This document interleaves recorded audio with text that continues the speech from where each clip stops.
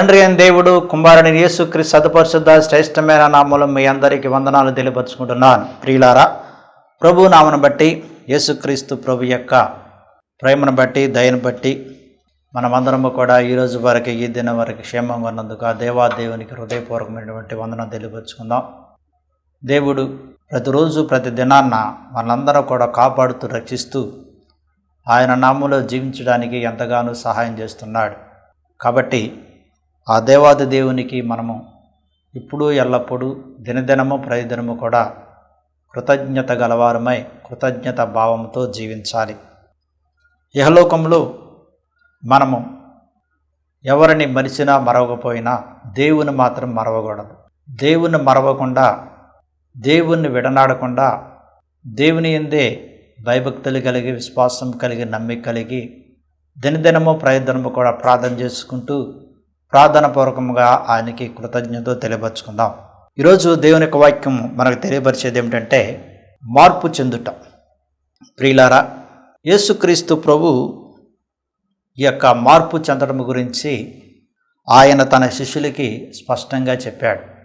ఎందుకు మార్పు చెందడం గురించి ఆయన తన యొక్క శిష్యులకి చెప్పి ఉన్నాడు అంటే, ప్రియులారా, యేసుక్రీస్తు ప్రభు యొక్క శిష్యుల్లో అనేకమైనటువంటి సందేశాలు, అనేకమైనటువంటి వాదోపవాదనలు, అనేకమైనటువంటి భేదాభిప్రాయాలు కూడా ఏర్పడినవి. ఎందుకు ఏర్పడినవి అంటే, వాళ్ళంతటికి వాళ్ళు ఏమనుకున్నారంటే మాలో ఎవరు గొప్పవాళ్ళు, మాలో ఎవరు గొప్పవాళ్ళు అని. కానీ యేసుక్రీస్తు ప్రభు నిజముగా మీలో ఎవరు గొప్పవాళ్ళు అని ఆయన వారికి కళ్ళకు కట్టినట్లుగా స్పష్టంగా చెప్పి ఉన్నాడు. అది మత్తయి సువార్త 18వ అధ్యాయము 1వ వచనం మనం చదువుకున్నట్లయితే, ఆ కాలమున శిష్యులు యేసు వద్దకు వచ్చి పరలోక రాజ్యంలో ఎవడు గొప్పవాడని అడుగగా, ఆయన ఒక చిన్న బిడ్డను తన యొద్దకు పిలిచి వారి మధ్య నిలబెట్టి, మీరు మార్పు నొంది బిడ్డల వంటి వారైతే అన్నాడు. నేను యేసుక్రీస్తు ప్రభు ఎందుకు మీరు మార్పు నొంది చిన్న బిడ్డల వలె అని చెప్పి ఉన్నాడు అంటే, ఇక్కడ యేసుక్రీస్తు ప్రభు యొక్క శిష్యులు తమంతటికి తామే అనుకుంటున్నారు పరలోక రాజ్యములో ఎవడు గొప్పవాడు అని. అంటే బహుశా యేసుక్రీస్తు ప్రభు వారి దగ్గర లేనటువంటి తరుణములో వాళ్ళంతటికి వాళ్ళే ఆలోచించబడవచ్చు, వాళ్ళంతటికి వాళ్ళే అనుకునవచ్చు. అది మానవ స్వభావంగాను మానవ రీతిగా వాళ్ళు మాట్లాడుకోవచ్చు. అయితే ఈ యొక్క 12 మంది శిష్యుల్లో ఎవరో ఒకరు ఆ విషయాన్ని ఇంకా ఎక్కువగా ప్రశ్నిస్తూ, ఎక్కువగా అడగటము, వాళ్ళంతటికి వాళ్ళే బలవంతులుగా చేయటము చేయి ఉండవచ్చు. అందుకనే వాళ్ళు ఇది మనంతలో మనము అడుగుటం మాత్రమే కాకుండా, మనంతట మనము నిర్ణయించడం మాత్రమే కాకుండా, మనంతట మనములో ఈ బలపరచడమే కాకుండా, మన ప్రభు, మన యేసుక్రీస్తు ప్రభు ఏమి చెబుతాడు, రండి ఆయన దగ్గరికి వెళ్ళి అడుగుదాము అని ఈ యొక్క శిష్యులు యేసుక్రీస్తు ప్రభు దగ్గరికి వచ్చారు. అందుకని ఆ కాలమైన శిష్యులు యేసు వద్దకు వచ్చి పరలోక రాజ్యంలో ఎవడు గొప్పవాడు అడగగా, ఇహలోకములో వాళ్ళు ఎవరు గొప్పవాళ్ళు, ఇహలోకములో ఎవరు గొప్పగా జీవిస్తున్నారు, ఇహలోకములో ఎవరు గొప్పవారుగా పరిణింపబడుతున్నారు, ఇహలోకములో ఎవరు గొప్పవారుగా ఉంటున్నారు అని వాళ్ళకి తెలుసు. ఏం తెలుసు అంటే, ఈ 12 మంది శిష్యుల్ని యేసుక్రీస్తు ప్రభు సమానంగా ప్రేమించి, సమానంగా వారికి కావాల్సినవన్నీ కూడా అనుగ్రహించి, సమానమైన పరిచర్య కూడా వాళ్ళకి ఇచ్చి, సమానమైన అధికారాన్ని, సమానమైన ఆజ్ఞలను, సమానమైన ప్రతీది కూడా వాళ్ళకి ఇచ్చాడు. కాకపోతే యేసుక్రీస్తు ప్రభుని ఎవరైతే ఎక్కువగా ప్రేమించాడో, యేసుక్రీస్తు ప్రభుని ఎవరైతే ఎక్కువగా ప్రేమించి ఆయన అనుసరించారో, యేసుక్రీస్తు ప్రభు దగ్గర ఎవరైతే అతి దగ్గరగా, అతి సమీపముగా ఆయన దగ్గరికి వెళ్ళారో, ఆయన వారిని ఇంకా ఎక్కువగా ప్రేమించి వారికి ఆయన ఇంకా కావలసినవి కూడా అనుగ్రహించాడు అన్నమాట. అది ఇహలోకములో సాటి మానవులైనా సరే, సామాన్య మానవులైనా సరే, సామాన్య విశ్వాసులైనా సరే, ఆ యొక్క విషయాలు అన్నీ కూడా జరుగుతాయి. ఏమి జరుగుతాయి అంటే, యేసుక్రీస్తు ప్రభుని ఎవరైతే ఎక్కువ చేసేస్తారో దేవుడు వారి ఎడల ఎక్కువ కార్యాలు చేస్తూ ఉంటాడు. యేసుక్రీస్తు ప్రభుని ఎవరైతే విశ్వాసముతో, నమ్మికతో, ఆయన ప్రేమ యందు ఉండి జీవిస్తారో దేవుడు వారి ఎడల ఇంకా అనేకమైన గొప్ప కార్యాలు చేస్తానే ఉంటాడు. ఎవరైతే దేవుని విస్మరిస్తారో, ఎవరైతే దేవుని సరిగ్గా ప్రేమించరో, ఎవరైతే దేవునికి సరిగ్గా విశ్వాసం ఉంచి జీవించరో, దేవుడు వారి యొక్క జీవితంలో కార్యాలు సరిగ్గా చేయడు. దేవుడు వారి యొక్క జీవితంలో అనేకమైనటువంటి అద్భుత ఆశ్చర్యకార్యాలు చేయడు. ఎందుకు చేయడంటే వారు సైతాన్ యొక్క ఆలోచనలతోనూ దురాత్మ యొక్క ఆలోచనలతోనూ అటు ఇటుగా ఉంటారన్నమాట. దేవుని మీద ఆధారపడకుండా దేవుని యందే పూర్తిగా విశ్వాసం వచ్చి జీవించకుండా ఉంటారు. కాబట్టి వాళ్ళ యొక్క జీవితంలో కొన్ని జరగవు అన్నమాట. కానీ వాళ్ళు ఏమనుకుంటారు అంటే దేవుడు మా యొక్క జీవితంలో చేయటం లేదు, మా యొక్క జీవితంలో జరగట్లేదు అని వాళ్ళు అనుకుంటారు. కానీ ప్రియులారా, ఇక్కడ దేవుడు అందరిని సమానంగా ప్రేమిస్తాడు. అందరి ఎడల సమానమైన ప్రేమను ఆయన కనబరుస్తాడు. ఎవరైతే శ్వాసముతో జీవిస్తారో, ఎవరైతే ఎక్కువ దేవుని యందు ప్రేమ కలిగి జీవిస్తారో దేవుడు వారి ఎడల ఇంకా ఎక్కువగా కనబరుస్తాడు అన్నమాట. అందుకనే ఇక్కడ యేసుక్రీస్తు ప్రభు యొక్క శిష్యులకి స్పష్టంగా తెలుసు, ఇహలోకములో దేవుడు అందరిని కూడా సమానంగా ప్రేమిస్తున్నాడు, మనందరూ కూడా సమానంగా ఆయన చూస్తున్నాడు, ఆయనలో ఎటువంటి భేదాభిప్రాయాలు అనేవి లేవు అని. అందుకనే వాళ్ళు ఇహలోకము గురించి మాట్లాడుకోకుండా, ఇహలోకము గురించి వారు తర్కించుకోకుండా, ఇహలోకము గురించి వారు సంభాషించకుండా పరలోకము గురించి వాళ్ళు ఆలోచించడం ప్రారంభించారు. పరలోకము గురించి అంటే యేసుక్రీస్తు ప్రభు ఈ యొక్క శిష్యునికి వాళ్ళకు ముందే చెప్పాడు. పరలోకపు రాజ్యం గురించి చెప్పాడు, పరలోక రాజ్యంలో మర్మాలను చెప్పాడు, ఉపమాన రీతిగా చెప్పాడు, అనేకమైన విషయాలు యేసుక్రీస్తు ప్రభు శిష్యులకు చెప్పాడు. కాబట్టి వాళ్ళకి ఇటువంటి ఆలోచన వచ్చింది, ఎవరు పరలోక రాజ్యంలో గొప్పవాడు అని యేసుక్రీస్తు ప్రభుని అడిగారనమాట. అందుకు ఆయన ఒక చిన్న బిడ్డను తన ఎద్దకు పిలిచి వారి మధ్య నిలబెట్టి ఇట్లన్నాడు. ఒక చిన్న బిడ్డను తీసుకొచ్చాడు. చిన్న బిడ్డను తీసుకొచ్చి వారి మధ్య యేసుక్రీస్తు ప్రభు ఏం చేశాడంటే నిలబెట్టాడు. ఇది ప్రాక్టికల్గా వాళ్ళకి కళ్ళకు కట్టినట్లుగా యేసుక్రీస్తు ప్రభు చూపించాడు అనమాట. ఏంటంటే ఒక చిన్న బిడ్డను వారి మధ్యలో నిలబెట్టి, మరి మీరు మార్పు నంది బిడ్డల వంటి వారైతే అన్నాడు. ఎందుకని యేసుక్రీస్తు ప్రభు ఈ మాట చెప్పి మీరు మార్పు నొంది అన్న మాట ఎందుకు యేసుక్రీస్తు ప్రభు చెప్పాడు? చిన్న బిడ్డలో ఎటువంటి మార్పు వచ్చిందా? చిన్న బిడ్డ ఎటువంటి మార్పు కలిగి ఉన్నాడా? మరి ఎందుకని యేసుక్రీస్తు ప్రభు ఈ యొక్క చిన్న బిడ్డను పోల్చి, చిన్న బిడ్డను తీసుకొచ్చి వారి మధ్యన నిలబెట్టి వారికి చూపించి మీరు ఈ విధంగా మార్పు నొందితే అన్నాడు? ప్రియులారా, చూడండి, పెద్దవారి యొక్క ఆలోచనలు పెద్దగా ఉంటవి, పెద్దవారి యొక్క ఆలోచనలు వేరే విధంగా ఉంటవి. చిన్నపిల్ల యొక్క ఆలోచనలు ఎలా ఉంటవి ప్రియులారా? అసలు చిన్నపిల్లలు ఎక్కువ శాతం ఆలోచిస్తారంటే చాలామంది చిన్నపిల్లలు ఎక్కువ శాతం ఆలోచించరు. వాళ్ళకు వచ్చినటువంటి ఆలోచనే, వాళ్ళ మాటల ద్వారా కలిగినటువంటి అన్ని వాళ్ళు చేసుకుంటూ పోతా ఉంటారు. కొంతమంది పిల్లలకి ఆలోచన అంటే ఏంటని కూడా తెలియదు. కొంతమందికి అసలు ఎక్కువ శాతం ఆలోచించేది ఎవరు? పెద్దవాళ్ళు ఆలోచిస్తారు, చిన్నపిల్లలు ఆలోచించరు. ప్రియులారా, చిన్నపిల్లలు ఆలోచిస్తే వాళ్ళు పెద్దవాళ్ళు లాగానే వాళ్ళు బిహేవ్ చేస్తారు, పెద్దవాళ్ళు లాగానే వాళ్ళు ప్రవర్తిస్తారు. కాబట్టి ఈ చిన్న బిడ్డకి ఎటువంటి ఆలోచనలు ఎక్కువ శాతం ఉండవు. చిన్న బిడ్డ ఒక పరిశుద్ధమైన హృదయముతోనూ పవిత్రమైన హృదయముతోనూ వారికి చిన్న పెద్ద భేదాభిప్రాయాలు అనేవి వాళ్ళకి తెలియదు అన్నమాట ప్రియులారా. అందుకని యేసుక్రీస్తు ప్రభు స్పష్టంగా ఒక చిన్న బిడ్డని వారి మధ్యలో నిలబెట్టి మీరు మార్పు నొందితేనే అన్నాడు. అంటే యేసుక్రీస్తు ప్రభుకు ఇక్కడ ఎవరిని స్పష్టంగా చూశాడు అంటే ప్రియులారా, తన యొక్క శిష్యుల్ని స్పష్టంగా చూశాడు, వారి యొక్క హృదయాన్ని స్పష్టంగా చూశాడు, వారి యొక్క ఆలోచన విధానాన్ని స్పష్టంగా చూశాడు. అంటే వారు నిజమైన మార్పు కలిగి లేరు. వారిలో కొన్ని ఆలోచనలు మరి ఒక విధముగా దేవునికి వ్యతిరేకంగా ఉన్నట్లు, లేకపోతే వారు ఒక విధమైనటువంటి ఆలోచనతో ఉన్నారు. అందుకని యేసుక్రీస్తు ప్రభు స్పష్టంగా చెప్పినాడు వారికి మీరు మార్పు నొందితే అని అన్నాడు. చూడండి, అంటే యేసుక్రీస్తు ప్రభుని వాళ్ళు వెంబడించారు కాబట్టి యేసుక్రీస్తు ప్రభుని వెంబడించడానికి వారు సమస్తం వదిలేసి, మరి అన్నీ కూడా వదిలేసి ఆయన వెంబడించి ఆయన వెనకాలే ఉండి ఆయనతోనే కలిసి భుజించి తిని త్రాగి పొడుకుని అన్నీ చేశారు. అయినప్పుడు కూడా వారిలో మార్పు లేదు. మరి దేవుని పెట్టిన మనము, దేవుని పిల్లమైన మనము, మరి దేవుని నామంలో జీవిస్తున్న మనము మరి ఎంతకాలము జీవించినప్పుడు కూడా నిజముగా మనలో నిజమైన మార్పు వచ్చిందా? నిజమైన మార్పు కలిగి మనం జీవిస్తున్నామా? ఇక్కడ నిజముగా స్పష్టంగా మనము ఒక్కసారి దీని గురించి ఆలోచించుకున్నట్లయితే యేసుక్రీస్తు ప్రభుత్వం అనేటువంటి శిష్యులకే నిజమైన మార్పు లేదు. నిజముగా వాళ్ళు ఎప్పుడు మారు మనసు పొందారు, నిజముగా వాళ్ళు ఎప్పుడు మారు మనసు కలిగి మార్పు కలిగి జీవించారు అంటే ప్రియులారా, బైబిల్ గ్రంథంలో కూడా స్పష్టంగా మనము మరి తెలుసుకోవలసింది. బైబిల్ గ్రంథంలో యేసుక్రీస్తు స్పష్టంగా చెప్పి ఉన్నాడు. యేసుక్రీస్తు ఎప్పుడైతే చనిపోయాడో, ఎప్పుడైతే మరణించాడో, ఎప్పుడైతే పునరుత్థానమయ్యాడో, ఎప్పుడైతే పునరుత్థానమైన తర్వాత యేసుక్రీస్తు ప్రభు శిష్యులకు ప్రత్యేకంగా కనపడ్డాడు, 40 దినాలు 40 రాత్రులు కనపడి వారికి స్పష్టంగా అనేక విషయాలు చెప్పి ఉన్నాడు. అప్పుడు వారిలో మార్పు వచ్చింది. అప్పుడులో వారు మార్పు వచ్చి యేసుక్రీస్తు ప్రభువుకి నిజమైనటువంటి సాక్షులుగాను అపోస్తుల తత్వము కలిగి వాళ్ళు జీవించారు. అంతకుముందు వాళ్ళు మార్పు లేదు. వాళ్ళు నానా రకాలుగా ఆలోచించడం ప్రారంభిస్తున్నారు. ఒకళ్ళేమో ధనం గురించి ఆలోచిస్తున్నారు, ఎవరు యోధ. ఒకళ్ళేమో అధికారం గురించి ఆలోచిస్తున్నారు. అందుకని మాలో ఎవరు గొప్పవారు అని యేసుక్రీస్తు ప్రభు శిష్యుని కూడా వచ్చి ఒకనొక సందర్భంలో అడిగారు.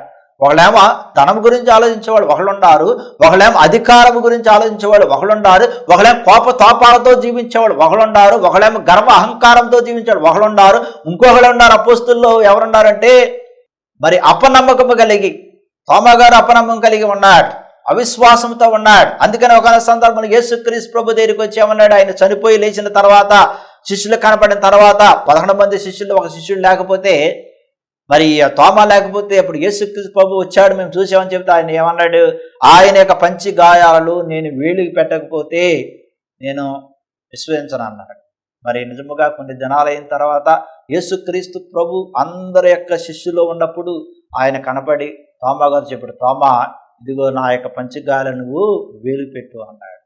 నా ప్రభువా నా దేవా నేను ఎలా నిన్ను సందేహించింది అన్నాడు.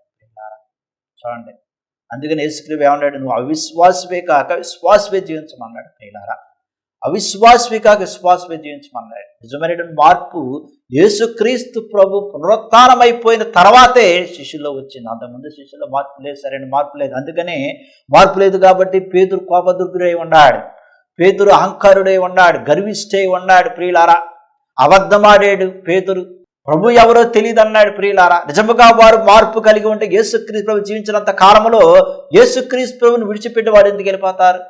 యేసుక్రీస్తు ప్రభుని విడిచిపెట్టి భయముతో, వేదనతో, ఆందోళనతో వాడు ఎందుకని పారిపోతారు? ప్రియులారా, మార్పు చెందితే మాకు ఎన్ని కష్టాలు వచ్చినా, ఎన్ని బాధలు వచ్చినా నిజమైన యేసుక్రీస్తు ప్రభుని మేము కలిగి ఉన్నాం కాబట్టి, ఆయన మేము స్పష్టంగా చేసిన అద్భుతాలు ఆశ్చర్యకార్యాలు చూసి ఉన్నాం కాబట్టి మేము ఆయనతోనే ఉంటాము, ఆయనతోనే మేము సిలువేయబడిన సరే మేము సిద్ధంగా ఉంటామని వాళ్ళు ఉండవచ్చుగా. మరి యేసుక్రీస్తు సిలువ వేసిన సమయంలో, కొరడలతో కొట్టే సమయంలో ప్రియులారా, బండుబోతులు దొంగలు మరి ఆయన పట్టుకుని తీసుకెళ్లే సమయంలో కూడా వీళ్ళు పారిపోయారు. కాబట్టి యేసుక్రీస్తు ప్రభు శిష్యులకి నిజమైన మార్పు ఎప్పుడు వచ్చిందంటే ఆయన చనిపోయి 3వ నాడు పునరుత్థానం అయిపోయిన తర్వాత వాళ్ళకి ప్రత్యక్షంగా కనపడి ఆయా సంగతులు స్పష్టంగా చెప్పిన తర్వాత వాళ్ళు మార్పు వచ్చింది. మార్పు వచ్చింది కాబట్టి వారు క్రీస్తు కొరకు మరణించడానికి, యేసుక్రీస్తు ప్రభు కొరకు జీవించడానికి వారు కంకణము కట్టుకుని పూనుకున్నారన్నమాట. ప్రియులారా, కానీ యేసుక్రీస్తు ప్రభు మరి ఈ మార్పు కోసము ఆయన వారికి కొన్ని విషయాలు కూడా చెప్పి ఉన్నాడు. అందుకనే మరి యేసుక్రీస్తు ప్రభు ఈ యొక్క మార్పు గురించి వారికి ఒక చిన్న బిడ్డను తీసుకొచ్చి చెప్పి ఉన్నాడు. ప్రియులారా, చాలామంది అనుకుంటా ఉంటారు మేము మార్పు పొందాము, మార్పు చెందాము అనుకుంటారు. పరలోక రాజ్యంలో ఎవరు గొప్పవారు అని యేసుక్రీస్తు ప్రభు అడిగారు. ప్రియులారా, ఎక్కువ శాతము ఈ లోకం మనుషులు, ఈ లోకం అనేటువంటి వారు ఇహలోకం గురించి ఎక్కువ శాతం ఆలోచిస్తారు, కానీ పరలోకం గురించి ఆలోచించే వాళ్ళు చాలా తక్కువ మంది. నిజంగా దేవుని బిడ్డలైన మనము, దేవుని విశ్వాసులైన మనము నిజంగా పరలోకం గురించి ఆలోచిస్తేనే మనలో మార్పు వస్తుంది. పరలోకం గురించి మనం ఆలోచిస్తేనే మనలో మార్పు చెందుతాం, లేకపోతే మార్పు చెందలేం. అందుకని యేసుక్రీస్తు ప్రభు ఒక చక్కని మాట చెప్పాడు, గోధుమ గింజ భూమిలో నాటిన తర్వాత అది చనిపోతేనే అది మొలకెత్తదంట. ప్రియులారా, అది మార్పు చెందుద్ది. ఎక్కడ మార్పు చెందుద్ది అంటే భూమిలో మార్పు చెందుద్ది.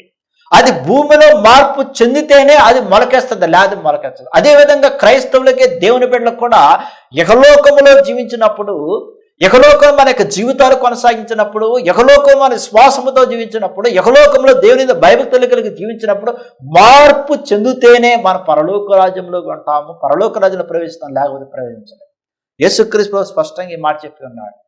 ఎవడు పరలోక రాజ్యంలో ప్రవేశిస్తాడు అని ఆయన అడిగినప్పుడు ఈ చిన్న బిడ్డను తీసుకొచ్చి వారి మధ్య నిలవబెట్టి వారికి స్పష్టంగా చెప్పినారు, మీరు ఈ చిన్న బిడ్డ వలె మార్పు పొందితేనే పరలోక రాజ్యంలో ప్రవేశింపరని మీతో నిశ్చయముగా చెప్పుచున్నాను అన్నాడు. చందరు అన్నాడు. ప్రియులారా, చెందుతారని అనలా, చందరు అన్నాడు. అంటే మార్పు చెందితేనే మీరు పరలోక రాజ్యంలో ప్రవేశిస్తారు, లేకపోతే మీ పరలోక రాజ్యంలో ప్రవేశించాలని యేసుక్రీస్తు ప్రభు తన యొక్క శిష్యుడికి స్పష్టంగా చెప్పి ఉన్నాడు. ప్రియులారా, కాక ఈ బిడ్డ వలె తనను తాను తగ్గించుకున్న వాడే పరలోక రాజ్యంలో గొప్పవాడు అన్నాడు. మరొక విషయం కూడా యేసుక్రీస్తు ప్రభు చెప్పాడు. వాళ్ళంతటికి వాళ్ళే ఎవరు గొప్పవారు అని అనుకున్న సమయంలో యేసుక్రీస్తు ప్రభు వారి యొక్క హృదయాలు ఎరిగినవాడు కాబట్టి ఇక్కడ యేసుక్రీస్తు ఏమన్నాడంటే, మీ చిన్న బిడ్డ వలె తనను తాను తగ్గించుకున్న వాడేవాడు అన్నాడు. చూడండి ప్రియులారా, యేసుక్రీస్తు ప్రభుకి అందరూ సమానమే. దేవుడు అందరినీ సమానంగానే ప్రేమిస్తాడు ప్రియులారా. ఆయన ప్రేమ అందరి ఎడల సమానంగా ఉంటుంది. ధనవంతుడైనండి, పేదవాడైనండి, ఎక్కడ ఏ స్థితిలో ఏ పరిస్థితుల్లో జీవించినప్పుడు కూడా, అడుక్కున్నవాడు అయినా సరే ప్రియులారా, ఆయన ప్రేమ అందరి ఎడల సమానంగానే ఉంటుంది. అందుకనే యేసుక్రీస్తు ప్రభు స్పష్టంగా ఈ మాట వాడి ఉన్నాడు. ఏ మాట వాడి ఉన్నాడంటే, మరి ఇక్కడ తగ్గించుకున్న వాడెవడో అన్నాడు ప్రియులారా. మరి యేసుక్రీస్తు ప్రభు తన యొక్క శిష్యులు తన దగ్గరే ఉన్నారు కాబట్టి, యేసుక్రీస్తు ప్రభు యొక్క శిష్యులు తనతోనే జీవించారు కాబట్టి, వారు ఎంత ఎక్కువగా పరిగణింపబడాలి, వాళ్ళు ఎంత ఎక్కువగా ఇచ్చింపబడాలి, వాళ్ళు ఎంత ఎక్కువగా మరి జీవించాలి. ప్రభువుతోనే మేము ఉన్నాము, ప్రభువుతోనే మేము జీవించాము, ప్రభువుతోనే మేము పూజించాము, ప్రభువుతోనే మేము సావాసం చేశాము, ఇంకా మాకన్నా గొప్పవారు ఎవరు లేరని వాళ్ళు అనుకోవచ్చుగా ప్రియులారా. వాళ్ళ యొక్క ఆలోచన కూడా బహుశా రావచ్చు వాళ్ళ యొక్క హృదయాల్లో. ఎందుకంటే ప్రభు అనేక గొప్ప కార్యాలు చేశాడు. జన సమూహములు వేలాది మందిలో ఆయన అనేక అద్భుతాలు ఆశ్చర్యకార్యాలు చేశాడు.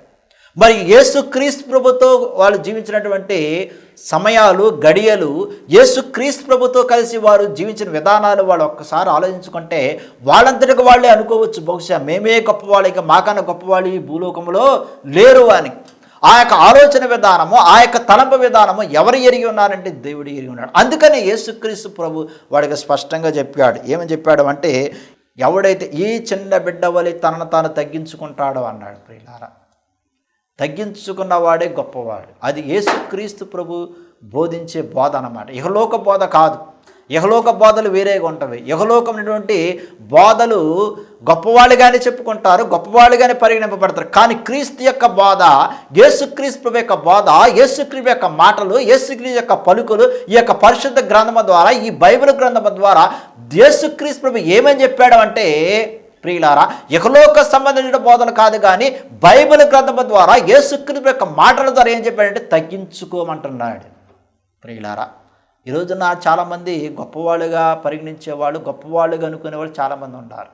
దేనికి గొప్పవాళ్ళం ప్రియులారా? దేనికి గొప్పవాళ్ళం? ఏ విధంగా గొప్పవాళ్ళం అవుతాం మనం? దేవుడు మనం పిలిచి ఉన్నాడు, దేవుడు మనల్ని ఎన్నుకున్నాడు, దేవుడు మనల్ని ఏర్పాటు చేస్తున్నాడు. కాబట్టి ఆయన ఏర్పాటు చేశాడు, ఎన్నుకున్నాడు, పిలిచినాడు కూడా గొప్పవాళ్ళమా? లేకపోతే మనకు ధనం ఉంది, లేకపోతే మన అధికారం ఉంది, లేకపోతే మనకు పెత్తనం ఉంది, మనకి అనేకమైన ఉన్నాయి, మనం గొప్పవాళ్ళమా ప్రియులారా? ఒకవేళ ధనం అంటే, ఒక అధికారం అంటే, ఒక అనేకం అంటే, ఇవన్నీ ఎక్కడి నుంచి వచ్చినవి? ఎవరిచ్చారు? పిలిచిన వాడు గొప్పవాడు కాబట్టి ఆయనే గొప్పవాడని ఎప్పటికప్పుడు మనం ఆయన హెచ్చించాలి, కానీ మనం ఇప్పుడు కూడా గొప్పవాడుగా పరిణింపబడదు ప్రియులారా. మనము ఏ విధంగా ఉండాలంటే దేవుని యొక్క నామంలో ఎప్పుడూ ఎల్లప్పుడూ కూడా తగ్గించుకుండాలి, తగ్గించుకునే స్వభావం కలిగి ఉండాలి. అందుకని యేసుక్రీస్తు ప్రభు తర్వాత మాటల్లో కూడా చెప్పాడు. ఏమని చెప్పాడు అంటే ప్రియులారా, మరియు ఇలాంటి యొక్క బిడ్డను నా పేరట చేర్చుకొని నన్ను చేర్చుకొనను, నా ఇది శ్వాసము ఈ చిన్న వాళ్ళు ఒకరిని అభ్యంతర పరిచిన వాడు ఎవడో వాడు మెడకి పెద్ద తిరుగు రాయి కట్టబడిన వాడి మిక్కిలి లోతైన సముద్రములు వేయబడి వానికి మేలు అన్నాడు. అంటే ప్రియులారా, ఎవరైతే గొప్పవారు అనుకుంటారో, ఎవరైతే మేము ఉన్నతముగా ఉన్నామనుకుంటారో, ఎవరైతే మరి అధికారముతోనూ అహంకారంతో జీవిస్తారో వారు ఎప్పుడు కూడా ఇతరులకే అభ్యంతరాలు కలగజేస్తారనుకుంటారు. అందుకని ఏమంటున్నాడు, ఎవరైతే ఈనాటి నుండి చిన్న బిడ్డని, తగ్గించుకునే బిడ్డని ప్రియులారా, మార్పు చెందిన బిడ్డని ప్రియులారా, ప్రేమ చూపించినటువంటి వారి ఎడల అభ్యంతరాలు కలగజేస్తారో వారికి ఒక పెద్ద బండరాయి మెడ చుట్టూ కట్టి వాళ్ళని సముద్రంలో పడేది మేలు అన్నాడు. అందుకని మరొక వాక్యంలో కూడా యేసుక్రీస్తు ఏం చెప్పాడంటే, మార్కు సువార్త 9వ అధ్యాయము 33వ వచనం మనం చదువుకున్నట్లయితే, వారు ఎవడు గొప్పవాడైన మార్గమును ఒకనితో ఒకడు వాదించిరు గనుక ఆయన ఇంట ఉన్నప్పుడు మార్గమున మీరు ఒకరితో ఒకరు దేనిని గురించి వాదించున్నారని వారిని అడగగా వారు ఊరుకుండిరి.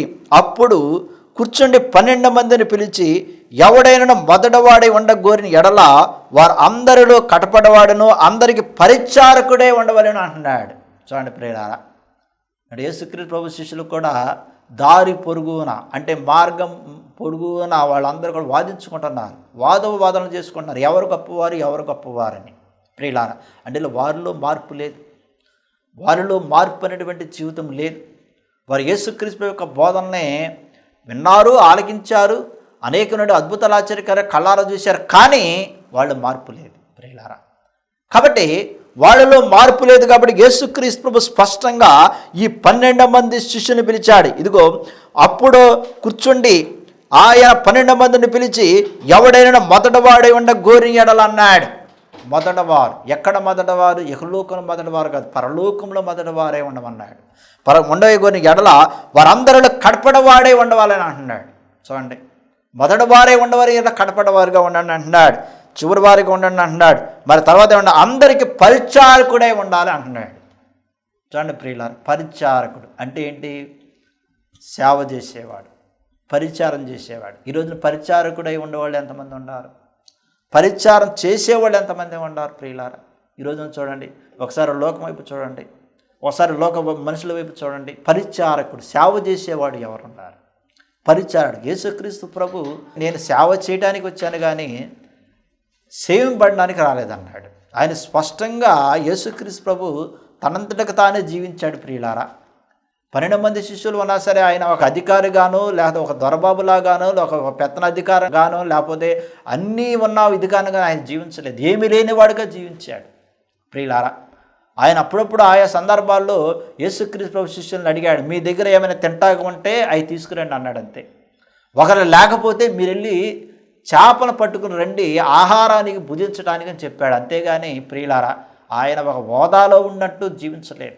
అందుకని యేసుక్రీస్తు అన్నాడు, మనిషి కుమారుడికి తలదాచుకోవడానికి ఇంత స్థలం కూడా లేదన్నాడు. ఆకాశ పక్షులకి గూళ్ళు ఉన్నవి, నక్కలకు బొరియలు ఉన్నవి, మనిషి కుమారుడికి తలదాచుకునేంత స్థలం లేదన్నాడు. అంటే ఆయన తనను తాను ఎంతిదిగా తగ్గించుకున్నాడు. ఆయన తనను తాను ఎంతిదిగా ఇహలోకంలో జీవించాడు, ఇహలోకంలో జీవించి చూపించాడు తనకి శిష్యులకి ప్రియులారా. ఆయన ఎంతిదిగా పరిచారకుడై ఉన్నాడో చూడండి మీరు. కాబట్టి నిజముగా మనము కూడా మార్పు చెంది కలిగి జీవిస్తే మనల్ని మనం తగ్గించుకుంటాము. రెండోదిగా మన పరిచారకులై ఉంటాం అన్నమాట. అప్పుడే మన పరలోక రాజ్యంలో ఒక స్థానం అనేది ఉంటుంది. లేకపోతే ఇహలోకములో ప్రియులారా అందరూ జీవించినట్లే మనం జీవిస్తున్నాం, అందరూ జీవించే విధానంలోనే మనం జీవించి అలాగే వెళుతున్నాం, కానీ నిజమైన మార్పు అనేది ఉండదు అన్నమాట. కాబట్టి ఎటువంటి మార్పు కలిగి జీవిస్తున్నాం అనేది ఒకసారి ఆత్మ చేసుకుందాం. దేవుడికి వాక్యం దీవించి మహిమపరచును గాక. ఆమె ప్రార్థన చేసుకుందాం. మమ్మల్ని మిక్కిలిగా ప్రేమించిన మా యొక్క పరలోక తండ్రి, నీ ఘనమైన శ్రేష్టమైన నామని వందనాలు స్తోత్రాలు నా ప్రభువా. నీ నామన తండ్రికి వాక్యాన్ని వినియోన ఆలకించిన వాక్యాన్ని మర్మాలను సత్యాలు బయలుపరిచావు. నీకే నీకే స్తోత్రం నా తండ్రి. ఇదిగో నా ప్రభువా, ఎవరెవరైతే ఇప్పుడు వారికి నీ వాక్యాన్ని విని ఆలకించిందో వారికి శక్తిని, బలమును, ఆరోగ్యమును నా తండ్రి, జ్ఞానం, వివేకమును అలిగించిన ప్రార్థన చేస్తున్న తండ్రి. ఎవరెవరైతే నా ప్రభువా ఈ ప్రార్థనకి ఇస్తున్న వారిని తట్టండి, ముట్టండి, వారికి కూడా శక్తిని, బలమును, ఆరోగ్యమును అలిగించిన ప్రార్థన చేస్తున్న, జీవించే విధానం కూడా తోడినడుగుని ప్రార్థన చేస్తున్నా తండ్రి.